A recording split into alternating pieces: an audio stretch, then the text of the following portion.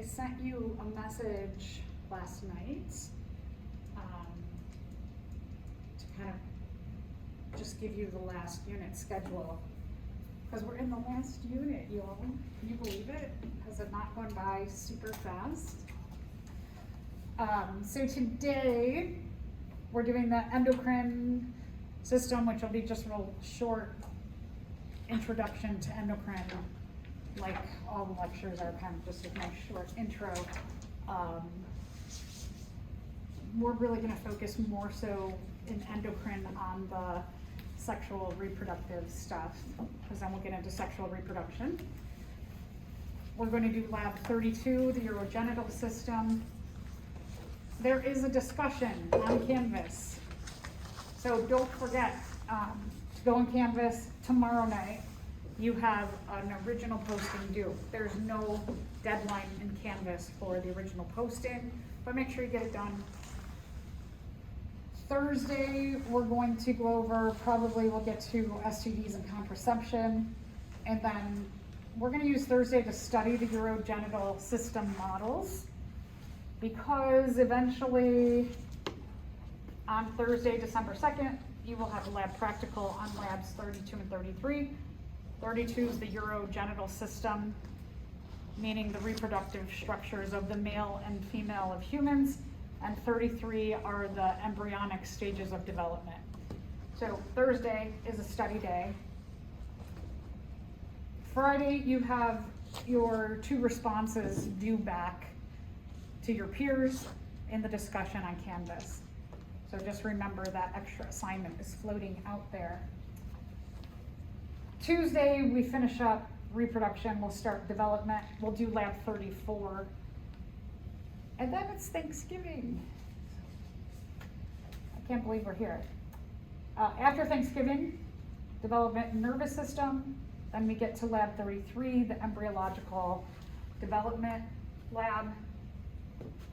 And then I have already up, and I gotta make sure it's all open and ready for you, but I'll double check. There's a PowerPoint. I'm gonna sit down and make, probably today, I'll probably do it, I'll go over the male and female reproductive systems and the embryonic models and make videos to put up on Canvas, because I had some feedback that those were helpful. So I will get those up on YouTube for you. Practical will be on Thursday, December 2nd. You have a learning log due. You can get that done and the discussion going as you will. Then we get into our last lecture, animal behavior, on Thursday, December 7th. You have a lab.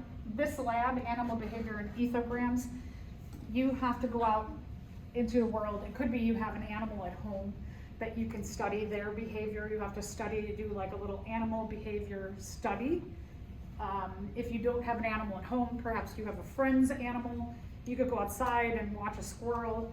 You could go to a pet store and look at a fish, or anywhere that has animals. You could go to a zoo, but basically find an animal and you do a little study on that animal. This might not be a bad idea to just maybe a weekend knock this out, just to get it kind of out of your way. I know as you get towards the end of the semester, everything starts piling on, a lot more pressure and stress. So, assignments like this, lab 34, you can do a lot on your own. Great website for this is the Planned Parenthood, has really good scientific information about STDs and contraception. So you could get most of this done on your own as well. I just would encourage you to try and get some of the things that you can get done earlier than later. Start studying now for practical and the last unit exam. Your last unit exam is on our last day of class. It's just unit 5 is your last unit exam. So endocrine, reproduction, development, nervous system, and animal behavior. There's extra credits, I believe I have 2 for this unit. That's the last day of class. The following Thursday, there's an optional final exam. So optional means you don't have to take it. It is optional. So that if you're asking like, why would I want to take it? If let's say you're at 88%, if you're in the top 8% of a grade, 88, 78, you guys are up higher. But anyway, let's say you're at 88% and you're like, oh, I'm so close to getting that A, but you're not at an A after you take this, then you definitely want to take this exam to see if you can bump yourself up into that next letter grade. If you're already sitting at 89.5% or higher, you're done. Congratulations. The class is over for you. You got your A. So this, you will know a week ahead of time if you really need to take this or not. And I will, anybody who I'll look in the grades at this point on that Thursday when I do enter everyone's grades, I hope. And I will send you a message and be like, you might want to think about studying. I do have a set of objectives for the cumulative final also. I know this class has a ton of information, so those study guide objectives will help you to focus if you do need to take this. If we take the optional final, can it affect us negatively, or? So if you're at, let's say, 88%, and you take it and you don't bump up into that A, it is not going to drop you. It's not enough points to drop you down to a C, you'll stay in the B range. So even if you took this and got 0, you still couldn't drop a letter grade. All right. Yeah. If you're already at an A, don't be a hero and take it. Focus your time and energy on other things. Enjoy your A and move on. Anybody else question? Okay, hopefully that's clear. All right, so that wraps it up. And again, I sent you this in an email, so and it's in your syllabus also, all of this stuff, but just so that it's in one place. So it's in Canvas on announcements. So we're going to talk about the endocrine system. The endocrine system is super important. It's how we maintain homeostasis in our body. And homeostasis means that everything is at a great point, everything is leveled out, that everything is running smoothly. And so the endocrine system is watching all of the systems in your body to make sure that they are working fine and that you're cruising along at a good place. The endocrine system, a lot of times people associate it only with the reproductive systems. It is not just that. It is everything in terms of homeostasis. It's got a little play in everything. Okay, so a little bit about endocrine system then. It's could be systemic hormones. We are going to focus on local hormones, meaning that these are hormones, one thing contacts the next local gland, muscle, or nerve. What we're going to see is that there are what we call cascades within the endocrine system. And so typically what happens is that one thing is going to secrete something that's going to contact the next thing.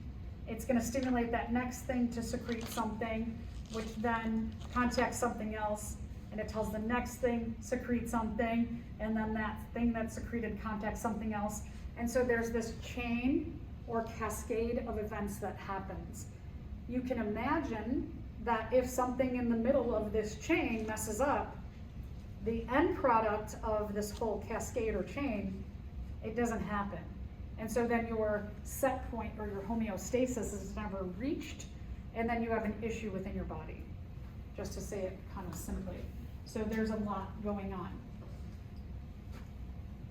The endocrine, endo means into or within.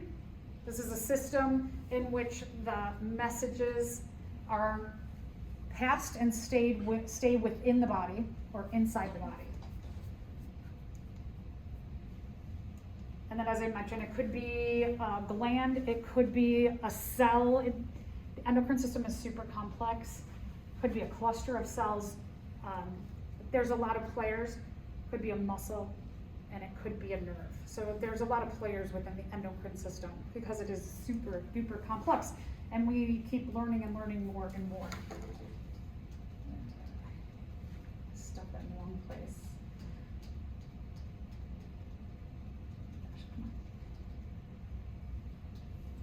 Okay. So remember this when we talked about the circulatory system? How we said that every cell in your body is in contact with some kind of blood vessel. At the cellular level, we're talking about capillaries. So that what happens is that these glands, nerves, muscles that work within the endocrine system are going to have contact with the circulatory system, right? We said that circulatory system is really important in every organ system in our body. And so this is going to be the way that those messages move, is through the circulatory system. The messages go from the gland, go outside of that gland, muscle nerve, into the extracellular area, the space between cells. And then it gets absorbed or diffuses into the circulatory system. Circulatory system carries it over to the next part of the cascade, diffuses into there, causes the next player in the cascade to release something, diffuses into the extracellular area, picked up by the circulatory system, and then the cascade continues. So the blood is key in making this whole system work. So again, can't emphasize more the health of your circulatory system. Those cardiovascular diseases that we talked about, so important to think about now, because it's not just about, well, my blood vessels are bad. If your blood vessels are bad, everything else is compromised. So we really have to keep this healthy to keep everything else healthy. So remember again, when we're talking about the endocrine system, we're typically focused on hormones. Those are, or other chemical messages that are going to go into, they're going to be secreted by a cell, cluster of cells, a gland. They're going to go into the extracellular area, extracellular fluid, often called interstitial fluid or interstitial area, that space in between. So here, you can see if we're talking about this gland, for example, it's going to release its message into the interstitial area, that little bit of space between that gland and the circulatory system, the capillary. It's going to diffuse from the gland to the interstitial or extracellular area into the capillary. That capillary is going to carry it sometimes to an arterial or an artery, or maybe just stay within the capillary system. And it's going to carry it over to another cell, muscle, gland, tell that to do something. However, here, you can see that we have different kinds of cells within our body, and each of your cells, if you remember when we talked about MHCs, or major histocompatibility complexes, that are little identifiers on the surface of our cells to say who we are as a human, a Homo sapien, as who you are as individuals. These MHCs, these receptors, also tell you things about what this particular cell can do as opposed to this particular cell. And so if we're looking at this gland has released this chemical message into the capillaries, even though it's carried around the body, and sometimes a little bit will diffuse out in the whole body in different places, if this gets into this area, this we're going to look at is called a neuron, a really cool looking kind of cell of the nervous system, that even if this gets into the interstitial area, the receptor on this neuron is shaped like a boxy shape. This and this, they don't fit together. So this chemical message is not going to affect this neuron. It's It's not going to affect most cells in the body unless, like this muscle fiber here, has the right receptor shape to bind this chemical message. So the messages are very particular to what cell they're going to activate. So what we call these cells with these specific receptors is we call them target cells. So that the target cells have very specific receptors that bind the very specific messages. That's why I always think that body, the cells are just amazing that they know how to do such complex actions. A lot of the principles of the way cells work are just so simple, yet so complex. Okay, so again, you can see here that if we're talking about like the uterus, that this chemical message is specific to the cells of the uterus, but this muscle cell over here in the biceps, this chemical message, if it gets near the bicep muscle cells, it's not going to activate them to do anything. Just this particular kind of muscle cell within the uterus. Exocrine system. Exo means outside or out of. These are going to be messages that are secreted outside of the body. So like sweat, for example. Sweat is in a cascade that says, hey, the body's getting too hot.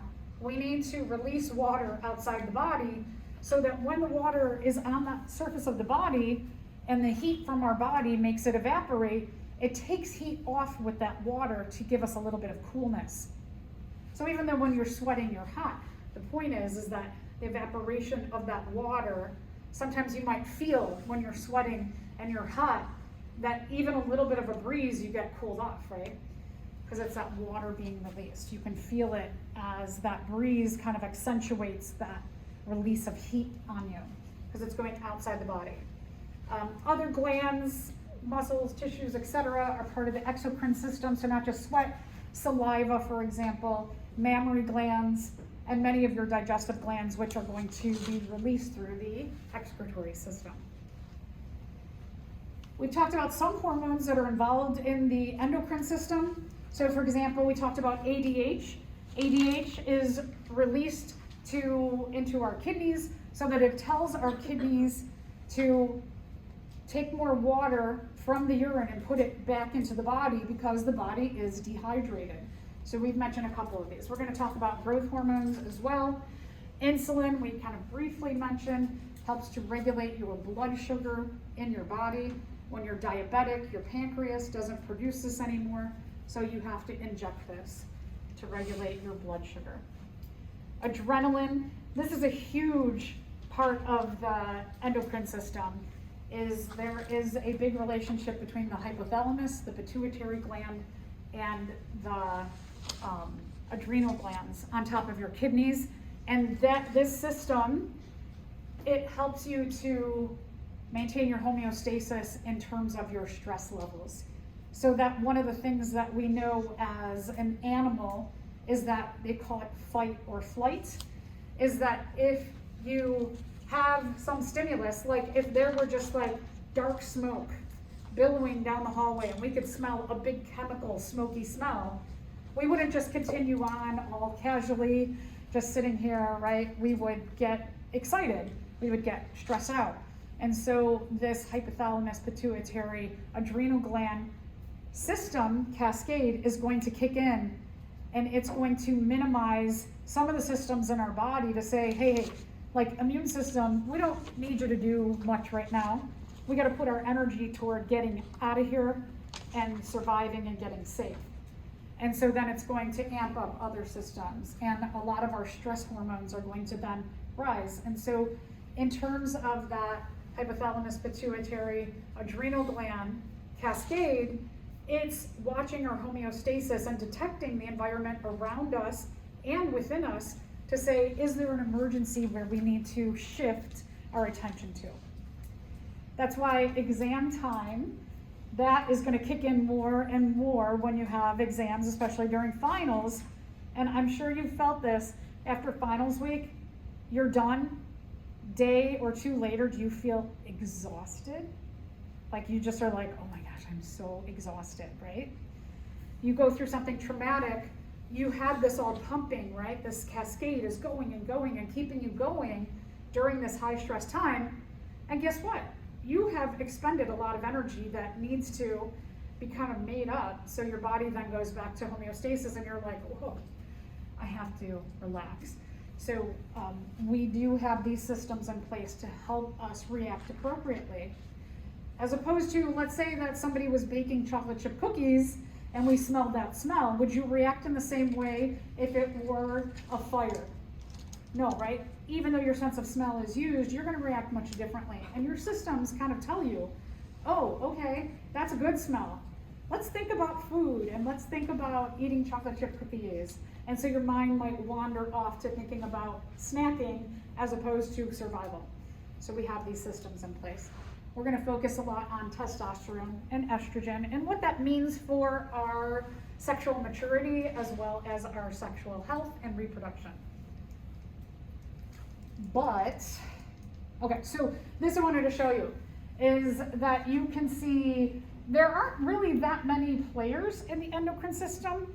However, if we look at what the players do, they have their, so to say, hand in a lot of different issues. And so, like for example, the hypothalamus, tiny little hypothalamus and tiny little pituitary, they do a lot. They are very important. So when the hypothalamus acts, it often will, because the pituitary just kind of hangs off of it, it will contact the pituitary and tell the pituitary to do something, and the pituitary tells a lot of things to do a lot of things. So look at, like, for example, the pituitary, what it's involved in.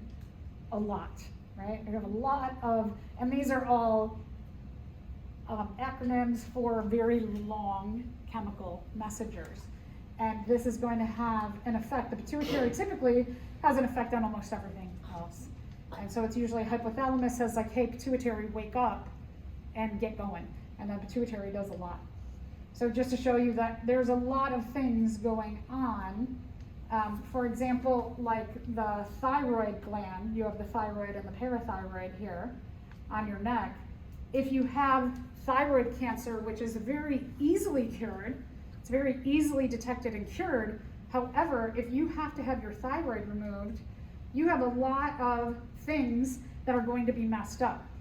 So one of my best friends had thyroid cancer a few years ago, and while it's great, she's cancer-free, since then, it's been a huge struggle to keep so many things in check afterward. So here's a case where you have a cancer that's easily curable, but it's not necessarily easy to live with thereafter. So it's all because of the endocrine system. We're going to focus mostly here on the reproductive hormones. Okay, so a little bit about the way hormones are regulated. Is they're regulated by feedback systems. And the feedback systems come in two forms, negative feedback and positive feedback. Negative feedback is the most common. I know I mentioned it before, but we're gonna look back on it again. Negative feedback means that there's a lot of players in the cascade, and what happens is the start of the cascade is going to release something to tell the next player to do something, and then that one's gonna say next one do something, and that one's gonna tell the next one to do something. And then the final one, if doing this cascade has got you to that point where you can release or whatever that final objective of this cascade was, if it is completed, the final one tells the first one, stop. We're good. We did, everybody in the chain did a good job, and we got where we needed to get in terms of our set point. And so it's going to do a one, we call it loop, or one cascade. So hormone gets secreted, and the final one does its job, but in doing its job, it inhibits the first one from going again through the cascade. Because if the first one secretes the thing that started it all, it's going to make the whole cascade go again. And so the final one says, hey, you, good job, stop. And then this one's like, cool, I can relax. I don't have to do anything again. So what it does is it reestablishes that homeostasis within the body. the job we needed to do got done, gets back to a set point so that everything can now relax. They don't have to spend that energy producing those chemical messages, because those do take energy.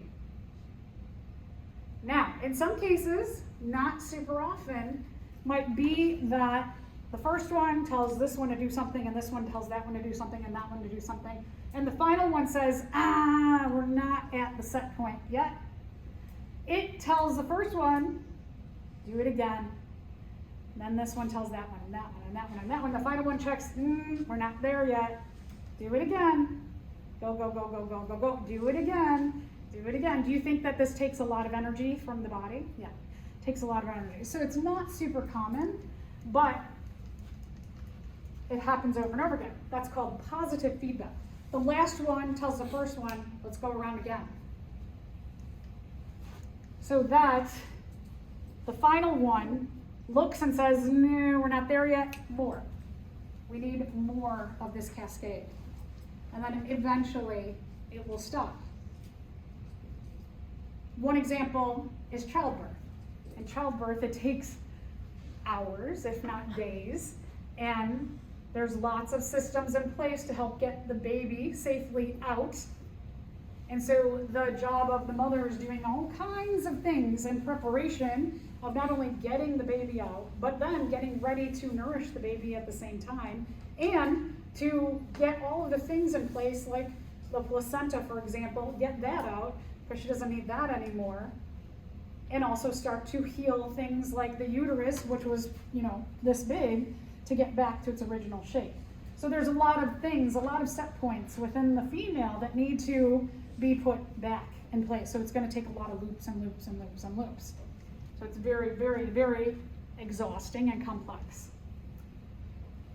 One big issue in our society that it seems like it sporadically gets attention depending on what new information is found out about an endocrine disruptor.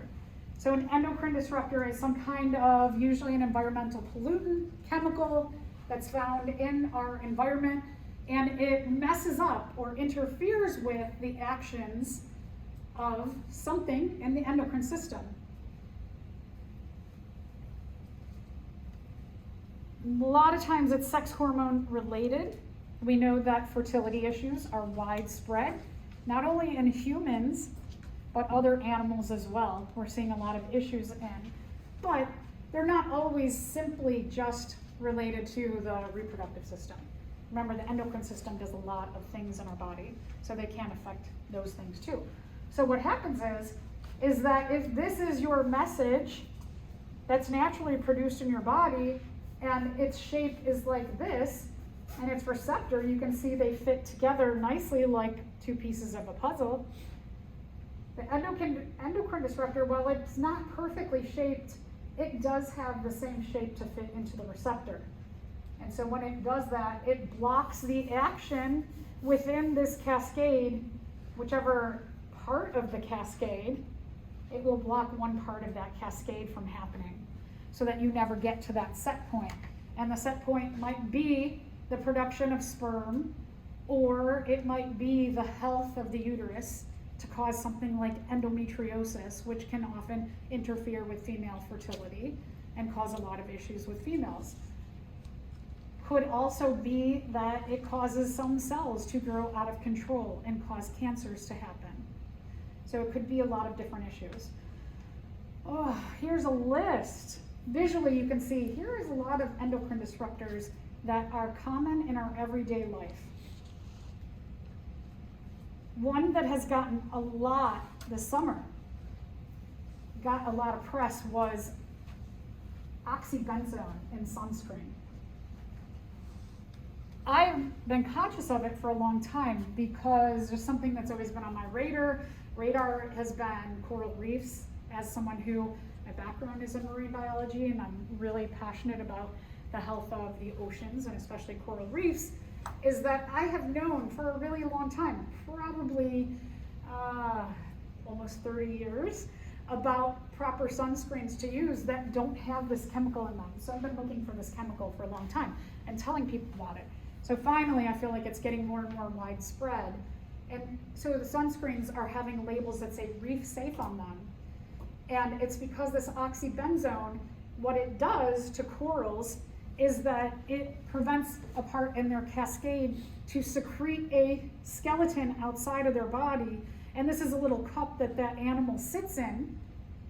This animal is a keystone species, if you remember that when we talked about ecology, that the health of these little tiny, tiny coral polyps that make coral heads, that build coral reefs, are where so many animals live and interact. And so with the death of corals, and I just read that there's a huge, massive death happening in the Caribbean right now with corals, I read that last night, that with the rise in using sunscreens with oxybenzone in it, it's killing corals. A lot of other things are killing corals too in our world. But oxybenzone, kind of interesting for our own health. It's not just like, oh, if you look, oh, it's reef safe, that's great. But you don't want to use sunscreen with oxybenzone, because oxybenzone, now this I think is like an interesting thing, is that we know it causes skin cancer. So here you're putting on sunscreen to keep your skin from getting skin cancer, but you're putting on something that causes skin cancer. How do you win in this world? There's just so much to know, right? So oftentimes, even though it might say reef safe, you got to really look and see, is it safe for me? And oxybenzone also, it's an endocrine disruptor. And so it also causes issues with males, more specifically in limiting the ability to produce sperm, and females in causing endometriosis, which also can be very painful and interfere with reproduction. Another one that I want to mention is bisphenol A, BPA. Getting more press is bisphenol S, or BPS. It's a cousin of BPA that's now starting to get traction and be heard about. But BPA and BPS are found in a lot of plastics, especially softer plastics. So like when you're looking at bottled water, for example. I haven't used bottled water. I never liked the taste of it. One of the great things about living in Chicago is we literally have world-class water. The way that our water is filtered, people come here from all over the world. Chefs, bakers, come here to learn their skill of baking and cooking because of our water, because it makes our food taste better. We also have a lot less chemicals because we have good filtration systems. And yeah, granted, you often hear about the negative things, or if you live in Worth, for example, then it might be a need for bottled water. But if you don't live in Worth and you don't have that issue, then you really just drink our water. It is free and amazing. It's great to carry a water bottle with you. Anyway, another sidetrack. Bottled water, pops, juices, Gatorades, etc. A lot of canned goods. These things have linings that when they get warm, it leaches chemicals into whatever you're consuming. So when you buy bottled water, you get an extra dose of carcinogen and endocrine disruptors, and there's many things that you get an extra dose of. So not only do you pay for that, right? You get water free in the hallway, or you can pay to get endocrine disruptors and carcinogens into your water. You're paying for that. Why would you pay for that? Anyway, same is true of anything else that comes in plastic. When you leave a bottle of water, a case of water, you leave a case of water in your car, and you're like, I just grab it and go. Guess what's happening when it's warm out? It's leaching back. Guess what happens when they're transported across the country on a truck? They're leaching chemicals when they get warmed up. Same thing here. When a lot of these foods are heated before they're canned, part of the canning process is heating them up. The lining is often BPA. So cans, you have to look and see if it says BPA free. But does that mean that other endocrine disruptors are not in that lining? Not necessarily either. So it's better to look for BPA free, but you have to look for that stuff. And this one, to me, is the scariest one. Thermal receipts. So receipts where over time, the printing gets lighter and lighter over time. It degrades. Most receipts are thermal printed. They have BPA and BPS in the printing process that goes onto the receipt, and you touching it, there's been many studies done that BPA and BPS are absorbed right into your skin. So you grab that receipt, it's absorbed into your skin. From holding that receipt, that chemical stays in your body for at least a week. BPA, BPS are known to mess up male reproduction, female reproduction, also have led to other forms of cancer, as well as other endocrine disrupting cascades. And so this is a big one that, if you don't know, is a huge issue. That receipts, like if they say, do you want a receipt? Do you need it? I don't know, we're just so used to it, right? Say, no thanks, or say, can you put it in the bag? I know there's a lot of stores, they want to see the receipt on the way out, right? So what do? You get the receipt and you walk to the door and you're holding it and you walk to the door. So put it on top of something, put it between two things. I often will be like, take it like that, between my clothes. I'll put it down on, if I have a cart, I'll put it on the cart, on the stuff. So try not to either take a receipt. I love the e-receipts now, where you have the choice, you can have it emailed to you. Start doing that. It might take 3 seconds extra of your life to enter your email address. And usually once you do it, you go to that same, I know like Home Depot, as soon as I pay, it knows my email address because I've put it in once, and I just say, yep, e-receipt, and it emails me the receipt. Because how often do you really need a receipt? If you have a business, for example, you can have it emailed and have a folder on your computer and just stick those into a folder on your computer. So some of this takes a couple more seconds of your life, right? When you're shopping, to look at the can, look for the one that says BPA free, or deal with your receipts in a different way. But those little seconds are really important for later in life. If you want to have children, if you don't want to have pain as a woman later and undergo endometriosis, cancers, and other disorders. So those things, those little choices now will add up. But it's a lot of stuff that we just don't know.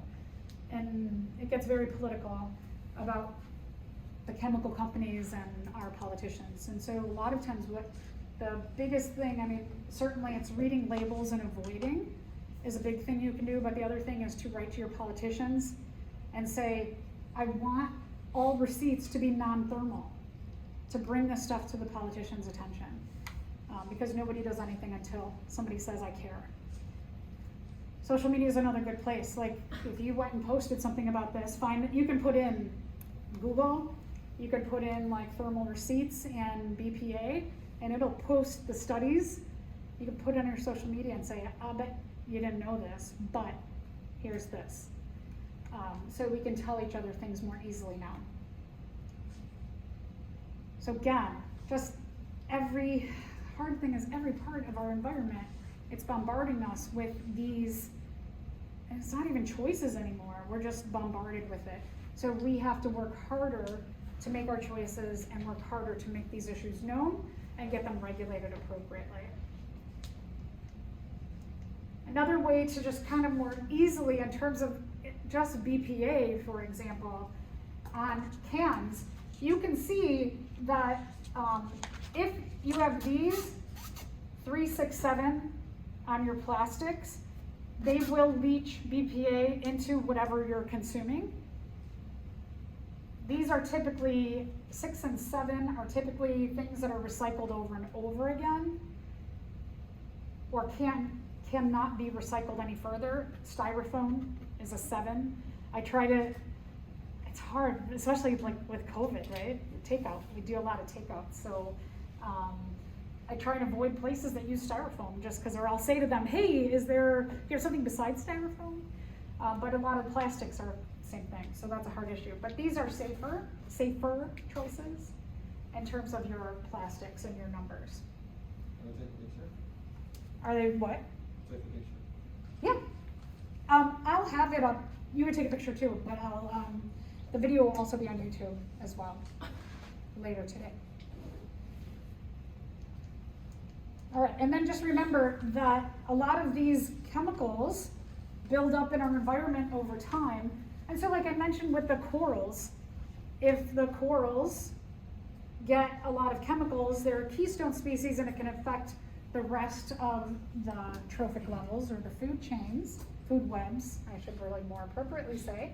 However, there's also the issue of biomagnification or bioaccumulation, so that the higher you are in the trophic pyramid, so like for example, large animals, like an orca for example, in the ocean system, they're going to get all the chemicals absorbed here into this level, and when they eat this, they get all of the chemicals into their body of this fish and everything behind that fish.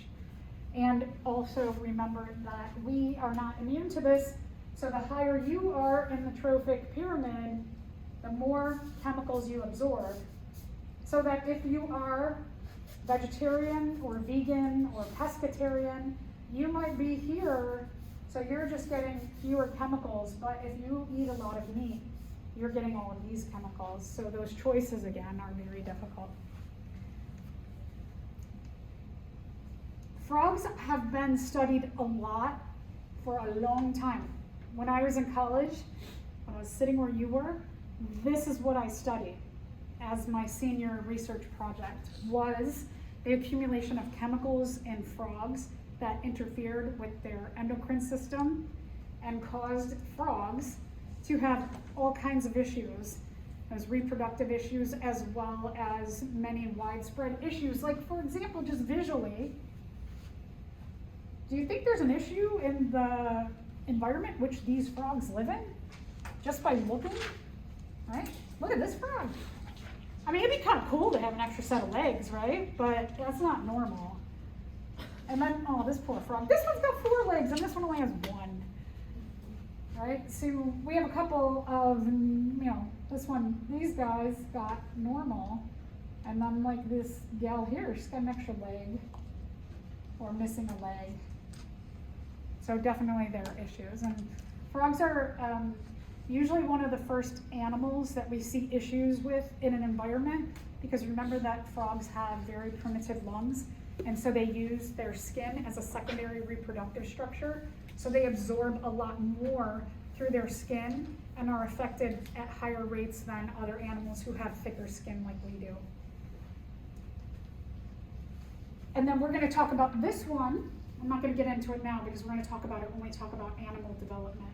But we're going to get more specifically into the feedback system, the feedback loop of breastfeeding and what this all means, and we'll get to that. You have a couple more pictures that I'm not going to get to now, but there's more feedback systems, and we will get to those, but I'm not going to go over them today. We'll do a little exercise with those later in this unit, just to kind of come back and review this kind of basic stuff that's important. But just to give you an idea, and I know these didn't show up, but to give you an idea of those pictures, that it's not just, again, reproductive system focused, and we're talking about endocrine system issues. So set the little base for, we're gonna focus mostly endocrine, we're gonna look at animal reproduction. So one of the things that I know sometimes, depending on how you were raised, if you were raised with parents who were raised to be more timid about reproduction, or your religion has messages about reproduction and sexuality, sometimes our cultural environments can affect the way we biologically look at things. And so if you're a little like, we're going through this stuff and you're a little uncomfortable or having these like kind of feelings of like, this is weird, or I don't like this, it's just another biological system. So that if you were, like when we talked about the stomach, you weren't like, oh my gosh, stomach. Talking about stomachs, oh my God. It's just, when we're talking about all of these things, it's just another biological system. So just biologically try and frame it like that. For my son, since he was a baby, I've been using the biological terms for everything. And so people would be like, your son is saying penis. And I'm like, yeah, it's not a pee-pee, it's a penis. That's what it is. And friends would be like, oh, well that's true. Yeah, I know. And they're like, oh, you're a biologist. And I'm like, yeah, but you're an adult. Anyway, so we're going to focus in terms of reproduction mostly on humans, but we'll mention a few other animals in here as well. So we're going to look at, in males, the testes, and females, the ovaries, and what that does for our sexual development and our sexual health and function over time. The testes release androgen in biological males. It's a steroid hormone called testosterone. Hormones can be either fat-based or they can be amino acid-based, protein-based. And depending on that, it just depends on where the receptors are. Like if it's something like this, that's more fat-based, it gets the receptors inside of the cell, the target cell, as opposed to if it's amino acid-based, it's the receptor is going to be on the outside of the cell. So it just depends on the placement of the receptor. The ovaries release steroids, estrogen, and progesterone. And this makes a little bit more complex of a cycle when we talk about the menstrual cycle especially.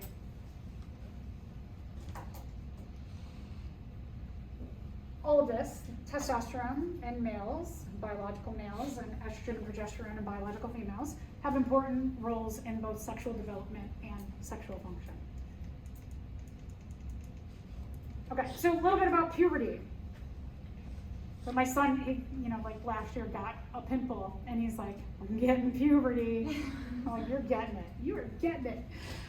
So things are happening. And basically, the brain starts to mature. And so this is where I think often we forget the function of the brain and a lot of this, and especially the hypothalamus and the pituitary gland do a lot. The hypothalamus releases GnRH, or gonadotropin releasing hormone, GnRH. So again, these have long names. The hypothalamus is going to release GnRH, and it is going to go next door to the pituitary gland. The pituitary gland is going to release two hormones, FSH and LH. LH is luteinizing hormone, and FSH is follicle stimulating hormone. This cascade is the same at this point in both males and females.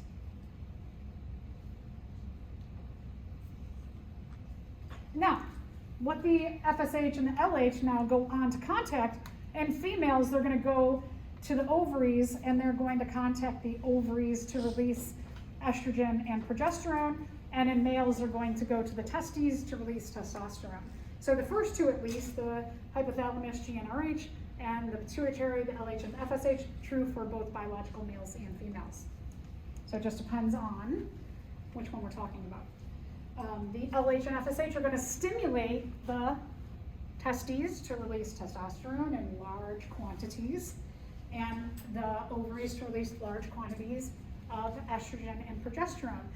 And because you get these surges, that's why when someone is going through puberty, it can be a lot of energy is dedicated to that. So the brain is focused on that, and oftentimes other parts of the brain are neglected, and so then kids get rage, and they get emotional, and their bodies are, so much is happening right then and there. There's a lot of equation of this time of puberty being equated to when a toddler is growing. And so, the terrible, terrible twos, they're terrible teens. But it's not always teens now, it's like preteen, right? And so there's tantrums at both times in life. And that's why sometimes, teens and preteens are difficult to deal with, because they have a lot going on. There's a lot of this, like, growing and brain changing and endocrine system going and going and going. And so we do see very similar parallels, but toddlers get a pass as the terrible twos, and teens don't often get the pass. They're just like, no, you need to behave better. Well, they're out of control too.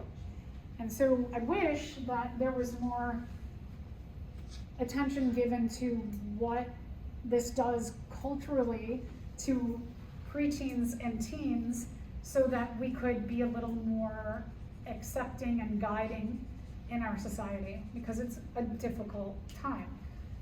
You all are probably on the very, very tail end of all this, so it's newer in your brains what that out of controlness feels like. But it's out of control. Like, tantrums happen and you don't know why, but they do, and this is why. So males, with the huge secretion of testosterone, all of these secondary sex characteristics start to bubble up first, or start to develop. So the penis and the testes start to enlarge. Hair. For males, the hair is more apparent in more places on the body, the face, the underarms, the pubic region, but on the body, arms, legs. The larynx gets bigger. It actually enlarges, and so the voice gets deeper.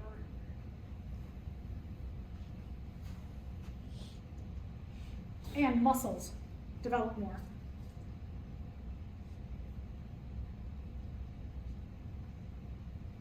This is all genetic based, with an influence in the environment. So we just saw the influence that the environment can have on us in so many ways, and your genetics have an influence on it. So the way that these things develop, we don't know, based on a lot of environmental factors, but also your genetics.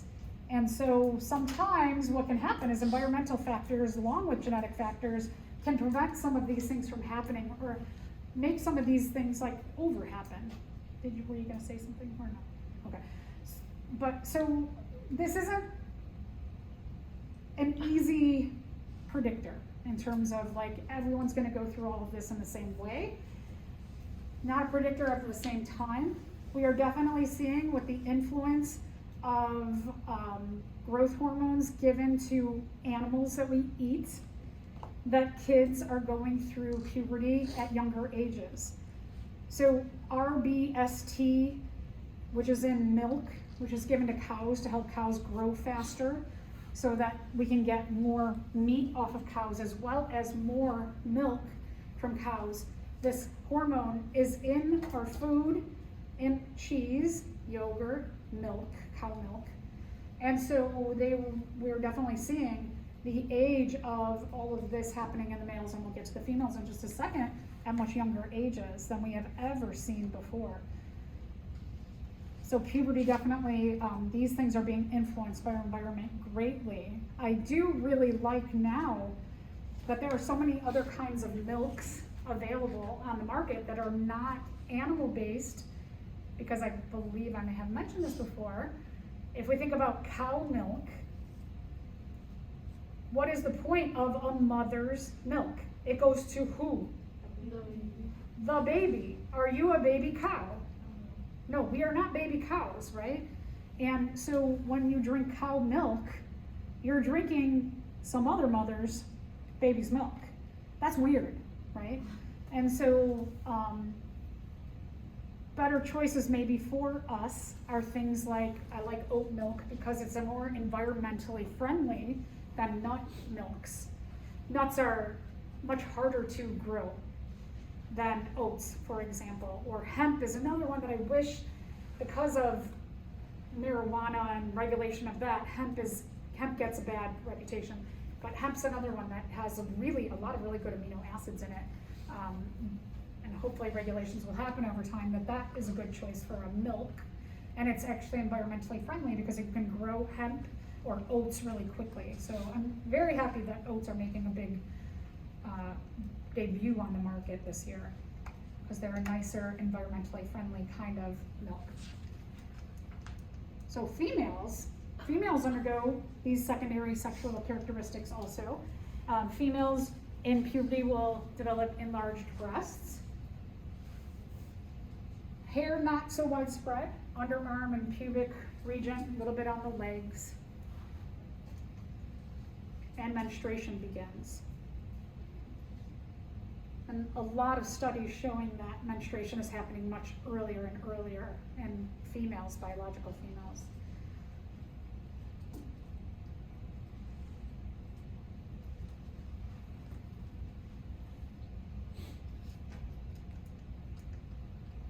So let's talk a little bit about the hormonal control of spermatogenesis, and I'm going to talk about the negative feedback loop that happens in the production of sperm.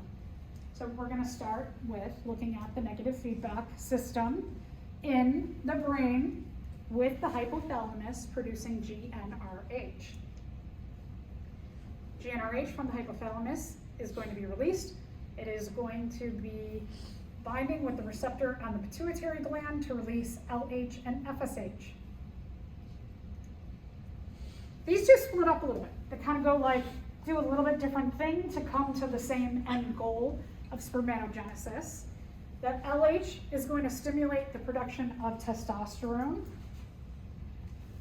FSH, the follicle stimulating hormone, is going to help with the production of sperm itself. Testosterone and FSH, so remember LH helps produce testosterone. Testosterone with the FSH are going to work on cells within the testes to undergo the process of spermatogenesis. And spermatogenesis means the formation of the sperm. And we'll look at this in a little bit more detail when we get into the reproductive systems. And when we're talking about spermatogenesis, it's that cell creation system in our body called meiosis, as opposed to most cells in your body are made through mitosis. So this I love. I love when biological terms are so obvious that the formation of the sperm releases a chemical called inhibin. And inhibin is the last factor in the cascade that travels through the blood. And when you have enough inhibin, it binds with enough receptors on the hypothalamus to say to the hypothalamus, we're done, we've got enough sperm made, so stop this cascade, stop this loop, we're done. Yeah. How long does it usually take? I don't know. It's I'm not sure. I don't even want to predict if it's minutes or hours or days, but I will look it up. Or you look it up and tell me. Yeah. Either or. So negative feedback loop. So we have a picture. Oh, so why a negative feedback loop? If we didn't have this negative feedback loop, then males would just keep producing sperm all the time. That's a lot of energy. So that's one issue. The other issue is that it allows males to do, okay, we got enough sperm for now, let's stop. And this allows them to produce sperm to very late in life, hypothetically, depending on endocrine disruptors and genetic factors as well. But we often will hear about like an 86-year-old man fathered a baby. But do we ever hear about an 86-year-old woman having a baby? No. So we'll see, especially when we go through the menstrual cycle, that it is a lot more energy intensive than the production of sperm. So the production of sperm, less energy intensive than the production of eggs. Okay, so now, we'll take a look at it. So the hypothalamus releases GnRH. GnRH is going to stimulate the anterior pituitary gland to release LH and FSH. The LH is going to stimulate in the testes, they're called the interstitial cells, to release testosterone. This testosterone produced in addition to the FSH, the two of these are going to stimulate Sertoli cells within the testes to produce sperm, to undergo the process of spermatogenesis and meiosis. And they also release inhibin. And that inhibin travels through the bloodstream back up to the hypothalamus and it says, we're good, we got sperm, stop. So negative feedback loop because go through once, and the last factor in the loop or the cascade tells the first one, stop, we're at the set point, we do not need to go around again. Let's talk a little bit about development. So when the sperm and egg come together, they make one cell, and that one cell cleaves into two cells, and those cleave into four cells, and they make this ball that those cells keep cleaving or dividing.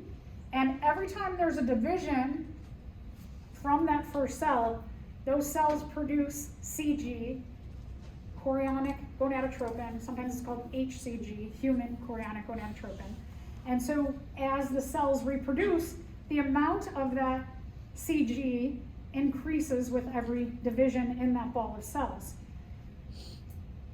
It's very difficult to detect right away, but as that ball of cells divides, by the end of about the second week, there's enough CG in the blood that can be detected. And so the CG point is that that ball of cells is going to implant into the endometrium. The endometrium is what is lost during menstruation. So at the end of the menstrual cycle, when a woman has her, so to say, period, this is what is pushed out of the body. It's not needed. The whole point of the menstrual cycle is to prepare for a fertilized egg. And so that lining that's released in menstruation, it's a lot of blood vessels, nutrients, glands that are lining the uterus, because the uterus is to house and nourish the fetus. The endometrium, it's like a nice, soft, cushy, protective layer, has a lot of nutrients. It's going to nourish that ball of cells as it continues to cleave and grow until a placenta can be made, and that ball of cells eventually is going to get the placental blood connection with the mother. In the meantime, it's on its own.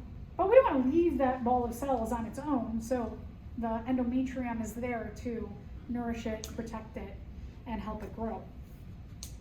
So as that ball of cells grows, it's saying, the CG is contacting the uterus and saying, I'm here, let's like add to this endometrium. Let's get more. And so you get a bigger endometrium with a fertilized egg in there. The CG, where does it go? As it builds up, every cleave more and more and more, that ball of cells continues to grow, you get more of it. It gets filtered out in the mother's urine. The CG acts like an antigen. On pregnancy tests, there's a CG antibody. And so if you remember back the immune system, that antibodies seek out antigens, they bind, and the idea in the immune system is to bind and then flag it for destruction. But this is just, when they bind, they cause a chemical change. And that chemical change could be like a second strip on a pregnancy test. Could be now, there's digital ones, that it stimulates a digital process to say pregnant. So that is going to tell a pregnancy test, the CG is going to tell a pregnancy test that there is a fertilized ball of cells in there, or fertilized egg. But it always takes a couple weeks from conception to show up on a pregnancy test, because you have to have enough CG in the urine built up for it to be detected. So my best friend is like the most type A, successful, driven person. She's just a wonder to watch go. And when they were trying to have their first baby, she was like, and you know, people will tell you, like, we tried last night. And I'm like, oh man, you told me you had sex. I get what that means. And she's like, I'm gonna go buy a pregnancy test and see if I'm pregnant. And I was like, that's a waste of money. You gotta wait at least, it's usually about 12 days to 14 days before the CG builds up. And so I explain all this to her. She's like, no, I wanna find out today.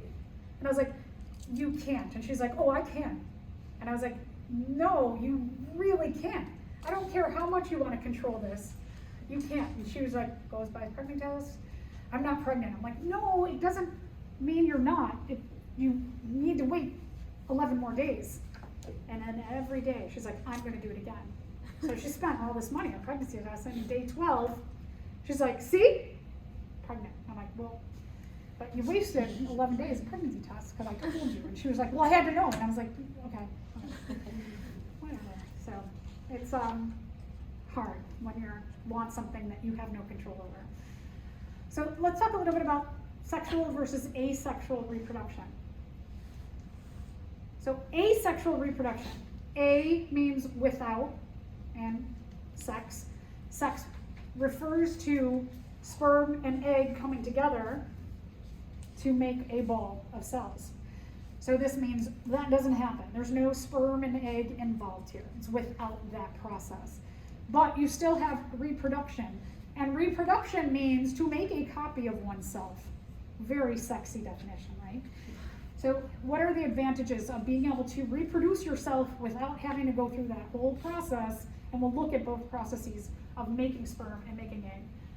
And we looked at the sperm already. So it's very simple, right? If I could make a copy of myself without having to find a mate, that'd be easier, right? I don't need to make sperm make eggs and my partner makes sperm.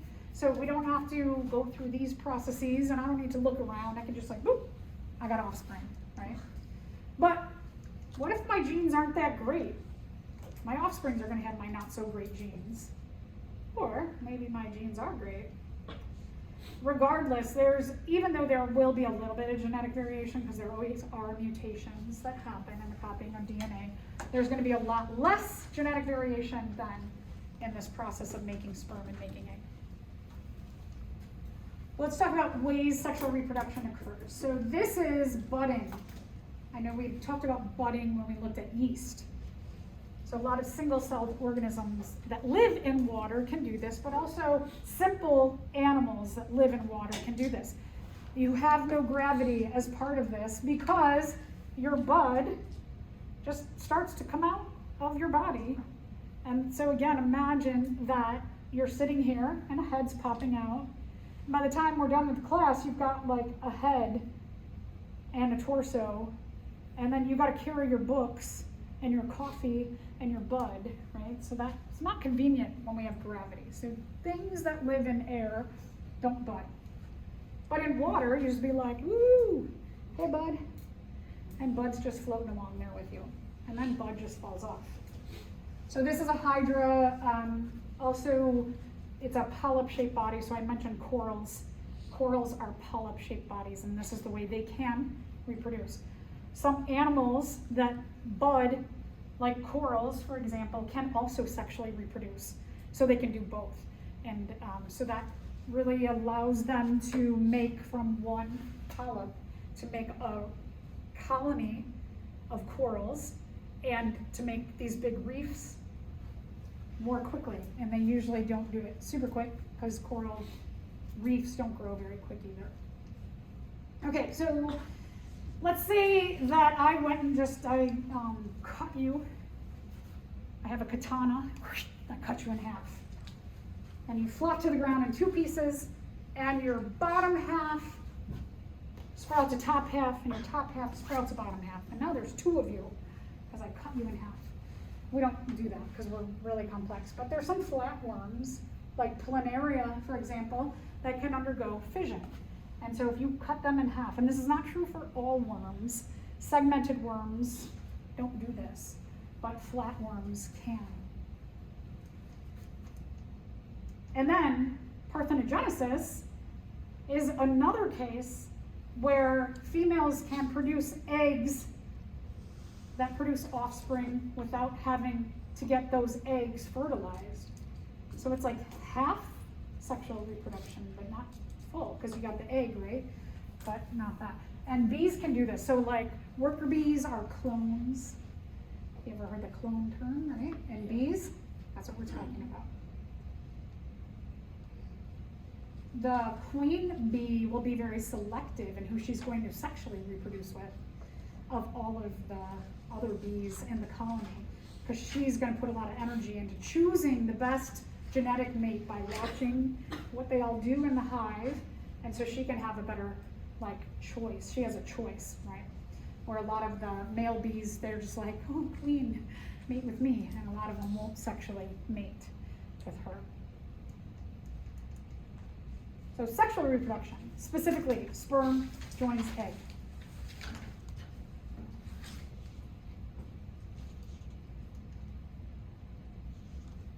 Well, this gets into a whole thing. I know we've talked about genetic number in a species. For humans, our genetic number is 46. chromosomes. And so we have a diploid di, meaning two, and di refers to two sets of 23. Each 23 is haploid. So here's that haploid means one, which in humans, haploid is 23 from the sperm, 23 from the egg come together to make 46 chromosomes in all of our cells except for our sperm and our egg in our body. So this process requires time to make sperm and make egg. It requires energy because you gotta, go through those cascades, those feedback loops to get your sexual cells.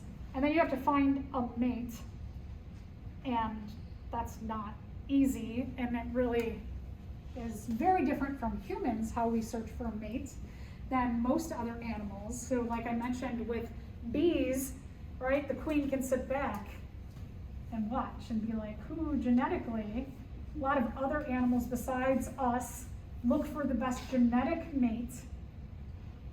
And we saw, remember the bird, the dance, right? And so a lot of animals will do these dances, and if the female's like, nah, I saw a guy over there who did a way better dance, he's a better genetic mate. With humans, we choose a lot of cultural, societal factors to choose our mates rather than the best genetic mates. So it's finding a mate, regardless of what kind of animal you are, it's not easy in finding the best mate. But good thing about it all is that in the production of sperm, mutations can happen that are good, sometimes bad. The production of egg, good, sometimes bad mutations. And then when they come together, those also make a new genetic variation. So we've got at least 3 different places, 3, right? The egg, the sperm, and the new combination of getting a mixing of our genetics between mates. So we have a lot more ways to possibly choose better characteristics into our gene pool. And this is eggs from corals. So here's 2 different kinds of corals, but you can see that this coral will produce an egg, and this coral producing lots of eggs. It's pretty amazing. Corals and other animals in the ocean, because like corals, they don't have a brain, they don't have eyes, and so when they sexually reproduce, they've all got to do it at the same time to make the best odds. So they have cues in their genetics that are when the moon is the fullest. They don't know anything about the moon, but they know about brightness because they have photoreceptors in their cells that can detect the brightness. And so what these very simple kinds of organisms know is that they should reproduce when it's really super bright, because the moon is the brightest, biggest, and the water is the warmest. So in the summer, at the brightest, fullest moon, they will all start popping out eggs and sperm everywhere. It's really cool to see, if you can Google it. I was actually scuba diving once, and it was insane. Totally amazing that they're all just like popping. And the sperm is like fireworks. You can see it? Yeah, yeah, Google it. Go on YouTube and put in coral spawning. It's very,